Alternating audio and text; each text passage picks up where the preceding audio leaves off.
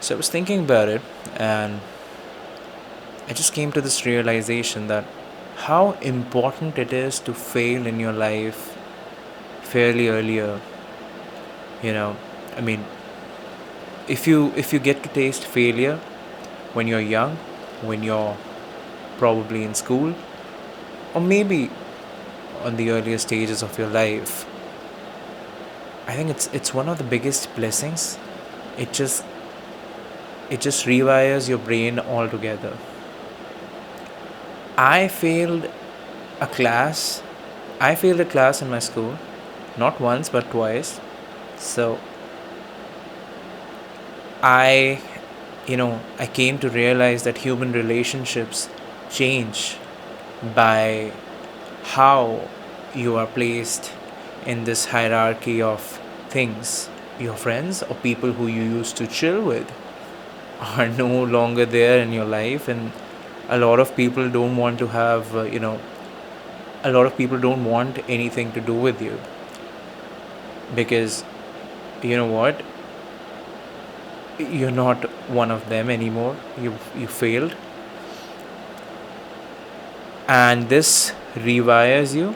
Like, it rewired me. I stopped chasing human relationships from a very young age. I expected disappointment before getting into something, which is not exactly the best thing. I mean, you should not be such a pessimist, but that's how things turned out to be for me. So yeah, that's how my mind coped with the whole situation. Well, what I want to talk about is how important it is to fail in your life, because you know life will fail you someday. It is inevitable for anyone to not fail in life. Through, I mean, you could fail as a person who's in a job, as a student like me, as a very young child, or you could fail in your business venture. That's very common. You could fail in various exams that you might want to, you know, appear in, or you could fail in a relationship. You could fail in multiple relationships. You could fail as a child. You could fail as a father. You could fail as a daughter. You could fail as mother. You could fail as a husband, wife, boyfriend, or just as a person. But understanding the fundamentals of failing is very important. Failing is basically not getting the favorable results. So when you get into a relationship, you want it to be a great relationship. You want it to last forever. Or if you start a business, you want it to be a great company or a great brand, whatever your thing is. Or let's say you're appearing for an exam, as simple as that, and you just don't get through. That's failing, right? It breaks a lot of people, and it breaks people who, failing breaks people when they haven't seen it in their life at an earlier stage. Again, I mean, coming to the point that life will fail you. There's no running away from it. Life is designed to fail you as a person. If not in terms of your career and your relationship pursuits, it might fail you. It it will fail you, not might. It will fail you when you get older. Right now, we have all the strength in this world to walk out of a door, or to talk whatever we want to, or to like or dislike something, to have a very strong opinion. But, as we get old, things change. Something as simple as getting up and getting out of the room is something that you cannot control anymore. And getting old is one thing, getting sick is another. And if you want to see it like that, it is all failing. You don't want that kind of result in your life. It's an unfavorable result, right? So I feel it's a blessing to fail as a person earlier in life, because you learn to live with it, to accept things.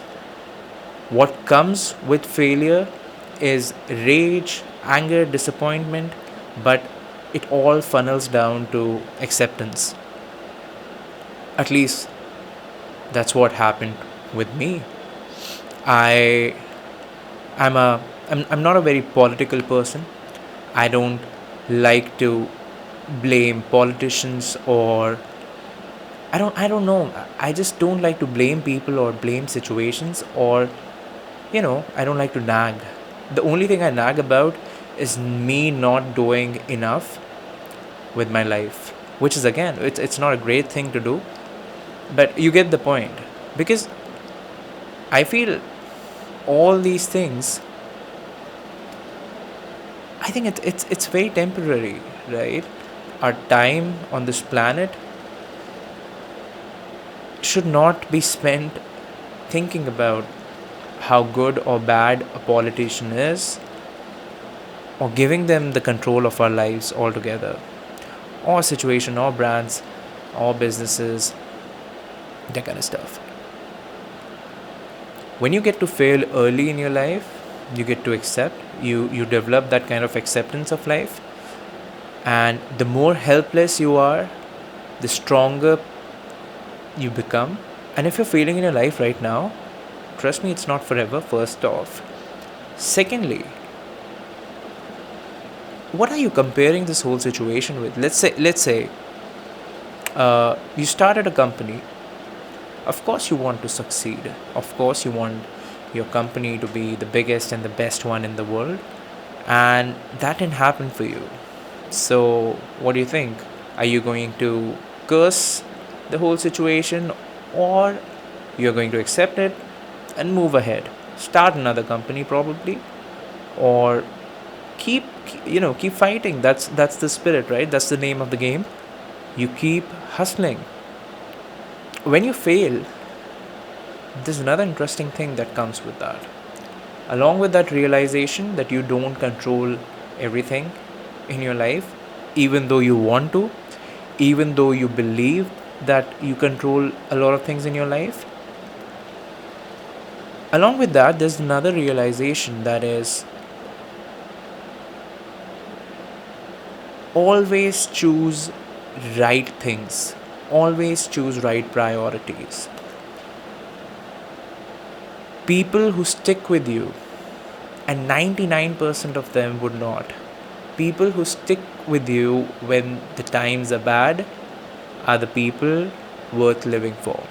It is interesting, I mean, right now, we think this is our forever, and with every passing second, life is changing.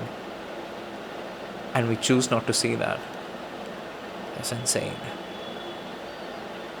So if you're failing in your life, or if you have failed in your life, it's good. You're fortunate. Like, you're one of those fortunate ones who gets to taste the life as it is without sugarcoating it. And I think you're the one who's pushing through these situations every day. And I respect you for that, because I'm pushing through it every day. I fail every day, but that's not the end of things, right? So that's it. I think I just wanted to have a little chat about it. It just hit me that I should talk about it. So here's the video. Take care of yourself. This is Prateek signing off. Don't be too harsh on yourself. Take it easy. Peace.